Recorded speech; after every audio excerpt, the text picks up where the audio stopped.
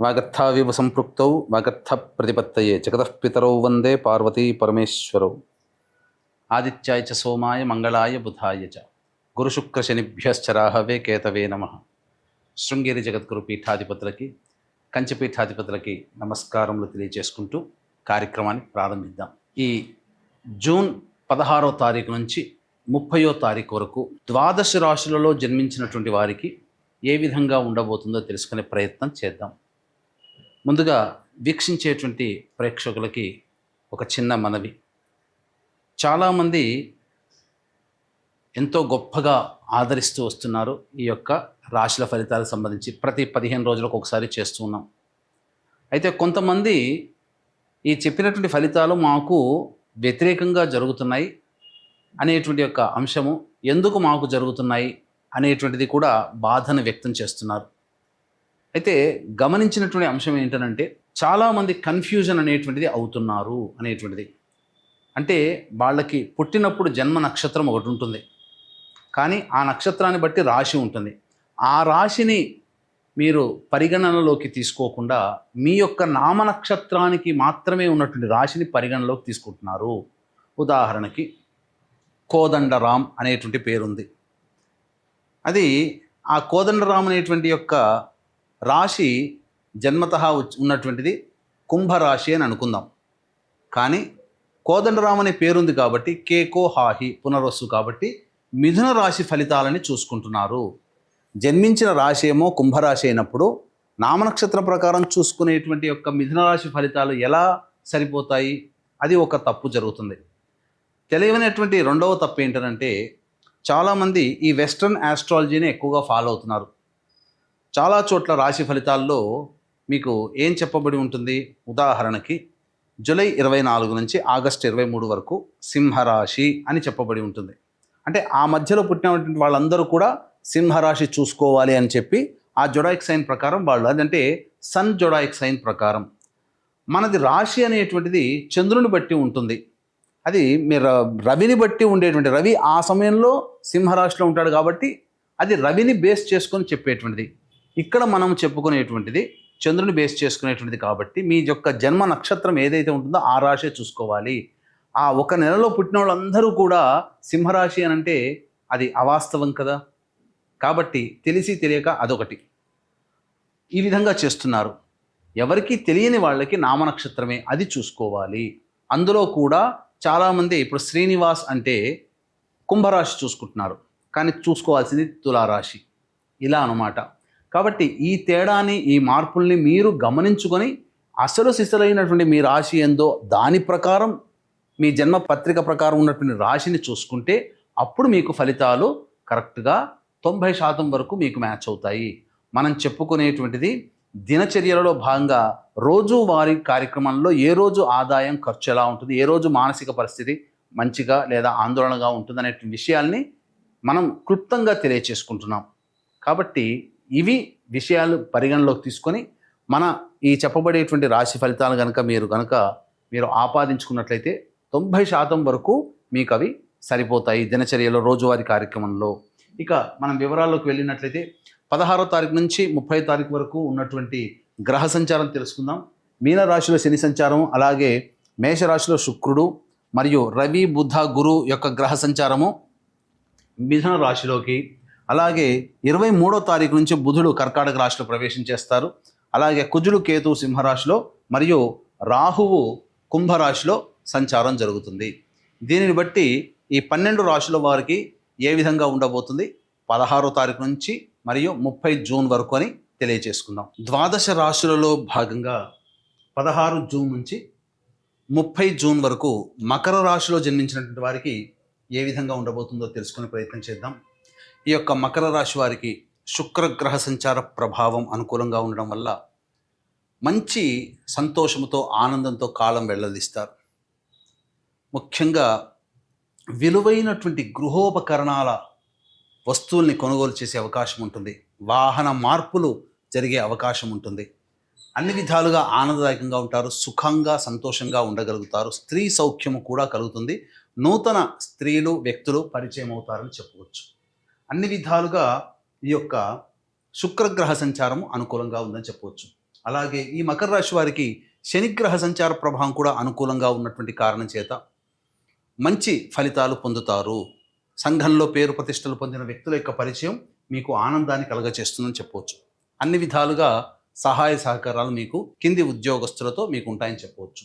రాహుగ్రహ సంచారం కూడా మీకు అనుకూలంగా ఉన్నటువంటి కారణం ప్రధానంగా మీరు ఊహించిన దానికంటే ఎక్కువగా ధన రాబడి కానీ లేకపోతే నూతన కార్యాచరణ అనేటువంటిది చేయాలనే సంకల్పం కానీ కలుగుతుంది. చక్కగా మీ యొక్క కుటుంబ సౌఖ్యాన్ని కూడా మీరు కుటుంబాన్ని మీకు తగ్గట్టుగా తీర్చిదిద్దుకునే అవకాశాలు కూడా మీకు లభిస్తాయని చెప్పవచ్చు. ఇక రవిగ్రహ సంచార ప్రభావము సంపూర్ణముగా యోగాన్ని కలగజేస్తుంది. అంటే నిరుద్యోగస్తులకి చక్కటి శుభ సమయం అని చెప్పవచ్చు. చక్కగా ఉద్యోగం లభించే అవకాశం ఉంటుంది. మీరు ఇప్పటికే ఉద్యోగస్తులుగా ఉన్నవాళ్ళైతే మీ యొక్క పేరు ప్రతిష్టలు పెరుగుతాయి, హోదా పెరిగే అవకాశం ఉంటుంది, ప్రమోషన్స్ వస్తాయని చెప్పవచ్చు. మీకు ఇష్టమైన చోట బదిలీలు జరిగే అవకాశాలు కూడా గోచరమవుతున్నాయి. అన్ని విధాలుగా యోగదాయకంగా ఉంటుందని చెప్పవచ్చు. అయితే ఈ యొక్క బుధుడు కూడా 23వ తారీఖు వరకు కూడా సంపూర్ణంగా ఉన్నటువంటి కారణం చేత ఎప్పుడో పెట్టినటువంటి పెట్టుబడికి సంబంధించినటువంటి రిటర్న్స్ని మీరు పొందుతారు. అకస్మాత్తుగా మీకు ధనాదాయం కూడా లభించే అవకాశం ఉంటుంది. ప్రభుత్వపరమైనటువంటి కాంట్రాక్ట్లో పనిచేసేటువంటి వాళ్ళకి ప్రభుత్వం నుంచి డబ్బులు బిల్లులు శాంక్షన్ అవుతాయని చెప్పవచ్చు. అయితే 23 నుంచి గురువు అనుకూలంగా లేడు కాబట్టి భాగస్వాములతో మధ్య విభేదాలు కానీ వ్యాపారస్తుల భాగస్వాముల మధ్య పొరపచ్చాలు కానీ వచ్చే అవకాశం ఉంటుంది. కాబట్టి తగ్గి ఉండే ప్రయత్నం చేస్తూ లౌక్యంతో వ్యవహరించండి. ఇక కుజుడు కేతు యొక్క సంచారము అనుకూలంగా లేని కారణం కాబట్టి ముఖ్యంగా ఎక్కువగా విజయాలు వస్తున్నప్పుడు ఎక్కువగా కష్టపడడం, తద్వారా మీ యొక్క శారీరక సౌఖ్యాన్ని చూసుకోలేకపోవడం, తత్కారణం చేత అనారోగ్య సమస్యలు వచ్చే అవకాశం ఉంటుంది. తాపముతో అనగా హీట్తో బాధపడే అవకాశాలు ఎక్కువగా ఉంటాయి. జాగ్రత్తలు పాటించండి. కింద పడే అవకాశాలు, దెబ్బలు తగిలే అవకాశం గోచరమవుతుంది కాబట్టి జాగ్రత్తలు పాటించండి. ఇక గురువు అనుకూలంగా లేడు, గుర్తుపెట్టుకోండి. ఈ కారణం అసలే దైవానుగ్రహాన్ని సూచించే గ్రహము, పనులలో అనుకూలతను సూచించే గ్రహం. ఇప్పుడు చెప్పబడినట్టుగా శని, శుక్రుడు, బుధుడు, రవి, అలాగే ఈ సంబంధించినటువంటి రాహువు ఇవన్నీ కూడా అనుకూలంగా ఉన్నా అన్నీ కూడాను పనులలో విజయాన్ని సూచించి విజయాన్ని తీసుకురావడానికి దోహదపడితే అంతిమంగా ఫలితాన్ని నిర్దేశించేది అదృష్టము లేదా దైవానుగ్రహం. ఇట్టి గురుడే మీకు అనుకూలంగా లేడు కాబట్టి దైవానుగ్రహాన్ని పొందే ప్రయత్నము తరచూ చేస్తూ ఉంటే మీకు తిరుగుండదని విషయం గమనించుకోవాలి. ఈ యొక్క మకర రాశిలో జన్మించినటువంటి వారికి ప్రధానంగా వివాహానికి సంబంధించినటువంటి ప్రయత్నాలు చేయకుండా ఉండడమే మంచిది. మూఢమి కాబట్టి సరిగ్గా మీకు అవకాశము లేదు. ఇక సంతానం సంబంధించినటువంటిది చూసుకున్నట్లయితే ప్రధానంగా ఈ యొక్క సంతానము అనేటువంటి ప్రయత్నం కూడా ఈ మూఢమిలో చేయకుండా ఉండడమే మేలని గమనించుకోవాలి. ఆల్రెడీ గర్భవతులు అయినప్పుడు జాగ్రత్తలు పాటించండి. ముఖ్యంగా ఇప్పుడు మెడికేషన్ లేదా వైద్యుల సలహాలు సూచనలు తప్పనిసరి గర్భవతులకి అని చెప్పవచ్చు. ఇక విద్యార్థులకైతే మంచి సమయం కోసం వేచి చూడండి. అంటే ప్రధానంగా ఉన్నత విద్య కోసం చేసే వాళ్ళకైతే సమయం కోసం వేచి చూడండి. ప్రాథమిక విద్య డిగ్రీ లెవెల్ వరకు ఉన్న వాళ్ళకైతే సంపూర్ణంగా అనుకూలమైన వాతావరణం ఉంటుందని చెప్పవచ్చు. ఈ యొక్క రాశిలో జన్మించినటువంటి మహిళలకి చక్కటి గౌరవ మర్యాదలు పెరుగుతాయి. ఇంట్లోని వాళ్ళందరూ కూడా ఎంతో ప్రేమ ఆప్యాయతతో మెలుగుతారు. ఇప్పటి వరకు కించపరిచినటువంటి వాళ్ళు మిమ్మల్ని ప్రేమగా చూస్తారు. సంఘంలో పేరు ప్రతిష్టలు పెరుగుతాయి. కాబట్టి అన్ని విధాలుగా యోగదాయకంగా ఉంటుంది. కాకపోతే ఆరోగ్యం పట్ల శ్రద్ధ వహించాలి. మెడ సంబంధించినటువంటి నరాలు, మెడ సంబంధముగా ఆ యొక్క సర్వికల్ ప్రాబ్లమ్స్ కానీ వచ్చే అవకాశం ఉంటుంది. కాబట్టి జాగ్రత్తలు పాటించండి. 23వ తారీఖు తర్వాత శిరోబాధలు పెరుగుతాయి. ఆరోగ్యం పట్ల శ్రద్ధ వహించండి. ఇక డబ్బులు అనేటువంటి విషయంలో ఏమాత్రం కూడా లోటు అనేటువంటిది ఉండదు. ఈ యొక్క రాశిలో జన్మించినటువంటి మహిళలకి ఆనందంగా ఉంటుంది. అన్ని విధాలుగా చక్కగా మంచి స్థితిలో ఉంటారని చెప్పవచ్చు.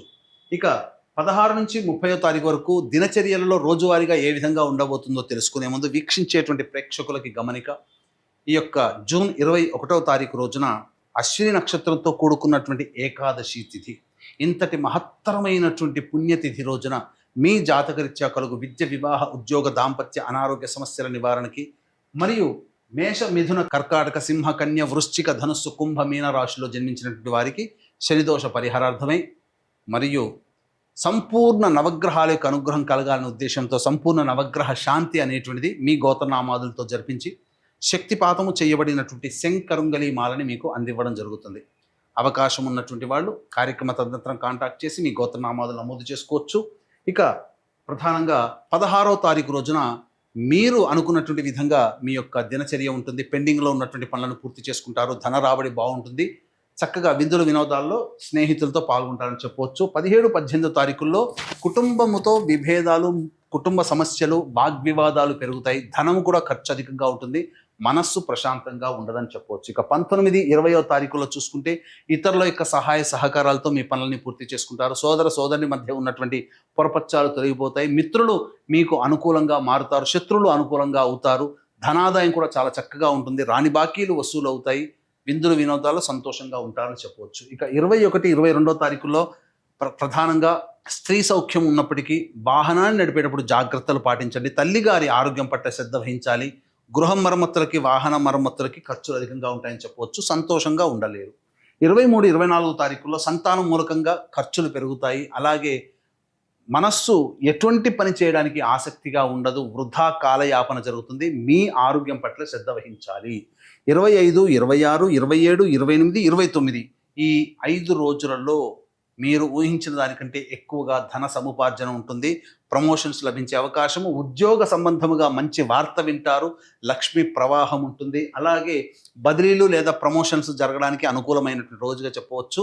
అన్ని విధాలుగా ఖర్చులకు మించినటువంటి ఆదాయం లభించడం, విందులు వినోదాల్లో సంతోషంగా ఉండడం, అన్నీ కూడా ఆనందంగా గడుపుతారని చెప్పవచ్చు. 30వ తారీఖు రోజున మాత్రం మీ ఆరోగ్యం పట్ల శ్రద్ధ వహించాలి.